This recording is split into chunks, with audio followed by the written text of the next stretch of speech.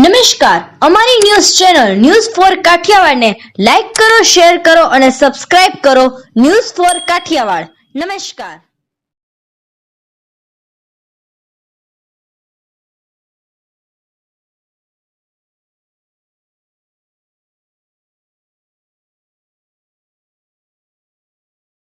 જૂનાગઢના કેશવાનંદ બાપુ આશ્રમ અન્નક્ષેત્ર ખાતે યોજાયો માતા કનકેશ્વરી દેવીની નિશ્રામાં સાધુ સંતોનો ભવ્ય ભંડારો. જૂનાગઢના હાલ મહાશિવરાત્રી મેળો ચાલી રહ્યો છે, ત્યારે વિવિધ ધાર્મિક સ્થાનોમાં ભવ્ય ભંડારાના આયોજનો પણ થઈ રહ્યા છે.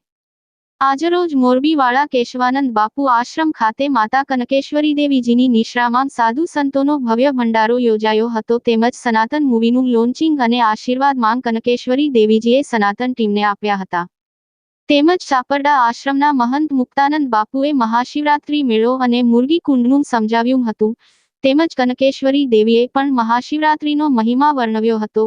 ભજન, ભોજન અને ભક્તિના ત્રિવેણી સંગમ અને જેને લઘુકુંભ તરીકે પણ ઓળખવામાં આવે છે, તે મહાશિવરાત્રીનો મેળો માણવા લાખો શ્રદ્ધાળુઓ અહીં આવી ભગવાન શિવની ભક્તિમાં લીન બની જાય છે.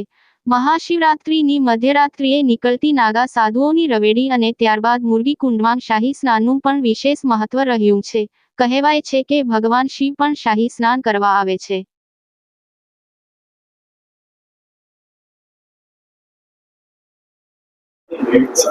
જી માં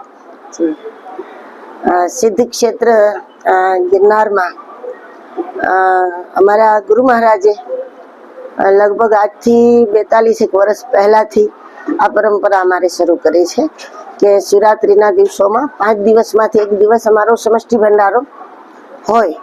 ગિરનાર મંડળના તમામ સાધુ સંતોને આમંત્રણ આપીએ અને ગુરુ મહારાજની કૃપા છે કે સંતો ખૂબ પધારે છે અહીંયા. જ્યારે બી અહીંયા ભંડારો હોય છે, કારણ કે અમારા ગુરુ મહારાજ પ્રત્યે બી સંતોને અપાર શ્રદ્ધા રહી છે એના કારણે. અને શિવરાત્રિનો આ મેળો છે અને એવા સમયે અમે માનીએ છીએ ને આપણે બધા માનીએ છીએ કે ભાઈ આમાં દત્તાત્રેય પધારે, ભગવાન શંકર પધારે, અને એવો જ આનંદ દર વર્ષે કરીએ છીએ અહીંયા ગિરનારની. મૃગીકુંડનું મહત્વ છે કે દત્ત મહારાજ મૃગીકુંડમાં સ્નાન કરવા માટે જાય છે. તો દત્ત મહારાજ ડૂબકી લગાવ્યા, આપણી દ્રષ્ટિએ તો સૂક્ષ્મમાં રોજે લગાવતા હશે, પણ ભક્તો માટે ભગવાન એ પ્રગટ થતો જ હોય છે. જેમ જગન્નાથપુરીમાં જગન્નાથ ભગવાન અષાઢી બીજે પ્રત્યક્ષ નીકળે છે, એમ આ સમય છે કે એમાં એ જે નિરાકાર રૂપે ન રહીને એ સાકાર રૂપે પણ એ દિવસે પધારે છે. એટલે એનું ખૂબ મહત્વ છે કે એ દિવસે જેમાં અને આપણે ત્યાં ગુરુને આપણે દત્તાત્રેય જ માનીએ છીએ, એટલે બધા સંતોના રૂપમાં શિષ્યો માટે બધા દત્તાત્રેય છે. અને સંતોના માટે એમાં કોઈ બી એક સ્વરૂપ છે દત્તાત્રેય ભગવાનનું. તો પુરાણકાલીન જેટલા પણ આપણા તીર્થો છે એમાં આજ પણ એવું ને એવું ચૈતન્ય છે ને એવી નવી જાગૃતિ છે.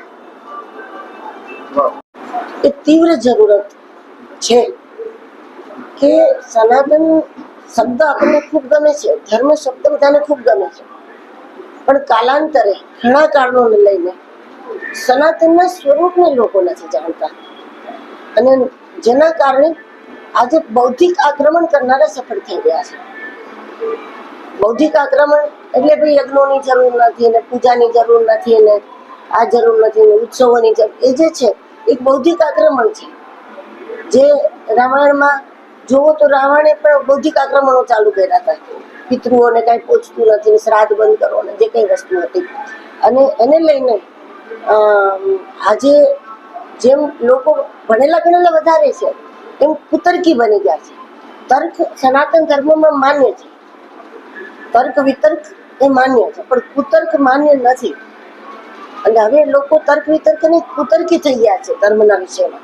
એટલે એમને પાછા ધર્મનું સ્વરૂપ સમજાવીને એના કલ્યાણ માટે, સનાતનના કલ્યાણ માટે નહીં, ધર્મના કલ્યાણ માટે નહીં, માણસના ખુદના કલ્યાણ માટે જરૂરી છે કે એ સનાતનના સ્વરૂપને સમજે. અને લોકો સમજે એવી રીતે જ્યારે મૂવીના રૂપમાં, એક ફિલ્મના રૂપમાં, અભિનયના રૂપમાં એક વાત આવશે ત્યારે લોકોને સમજવી ખૂબ સરળ પડશે. અને આજના સમયની એ એ અનિવાર્યતા છે અને એના માટે આખી ટીમને ખૂબ ખૂબ ધન્યવાદ છે.